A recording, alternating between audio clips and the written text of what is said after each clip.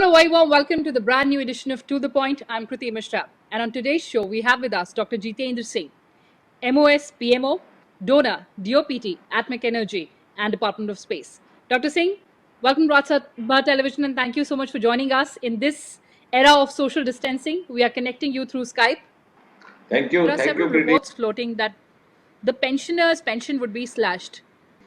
Yeah, I'm glad you asked that because this morning also this issue came up. I don't know how it's coming up. I don't know whether it is by design or by mischief or by ignorance or by default, because I don't wish to get into that kind of a debate. It's unfortunate because at no point, at no time was this ever contemplated at any level in the government of India.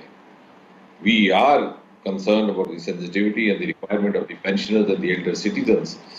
And I don't know how this rumor and this kind of news, which sometimes is described as a fake news, got circulated that there would be a 30% cut. They even mentioned the exact figure, which I'm amazed. They are such good inventors, even in inventing a fake news. They mentioned the exact figure of 30%, which would be the cutoff of the pension to be deducted from each of the pensioners. And one of the news also went to the extent of very insensitively mentioning that those above the age of 80 would be deprived of the pension altogether. I felt hurt to read that because this is not a government as insensitive as some people believe it to be. We understand the requirement, the concerns, and the needs of the elderly citizens of that age, 80 plus and octogenarians, and we can't be that insensitive to deprive them of the pension and leave them to their fate. So I wish once again through your medium to reiterate, we've already retweeting it through the print media as well today, that there is no such move to in fact interfere with the pension mechanism as it exists today. On the contrary, I would use this opportunity to add over here that we made sure at the turn of the month that all the pensioners would get their monthly pension deposited in time in their respective bank accounts. And when we went one step further, we sought the services of the postal department and requested them, and I'm glad that they heeded to our request, that the post office personnel could go up to the houses of the elderly pensioners to deliver the pension or the amount of pension after getting it encashed either through the post office or their account, so that they don't have to undertake the botheration of venturing out during the lockdown period. So we have been actually walking extra mile. Now the third part of it also, which I think we exceeded our mandate, because the pension department per se deals only with the welfare of the pension, the facilitating of the pension deposit, etc., etc.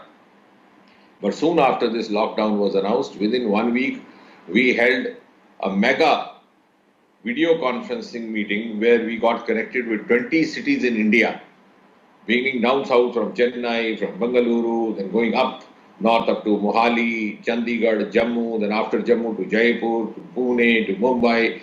And we were trying to clarify or respond to all their queries, all their doubts, all their concerns, particularly in the aftermath of the lockdown. And as I said, we exceeded our mandate to offer our services and to reiterate our commitment towards them. We also had, besides us during that video conference meeting, none less than Dr. Randeep Guleria, who happens to be the director of the All India Institute of Medical Sciences in New Delhi, and incidentally also one of the leading experts of pulmonary medicine in India, Yes. which is the specialty of medicine dealing with the corona infection and the lung infection resulting from it.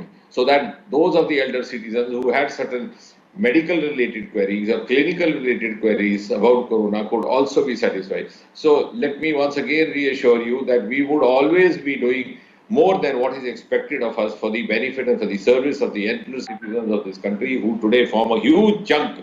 In fact, for the first time now, we have the number of pensioners which exceeds the number of employees, regular employees in the government of India. Absolutely, sir. So that is a very important point that you're making, that there is no proposal to deduct the pensions of pensioners.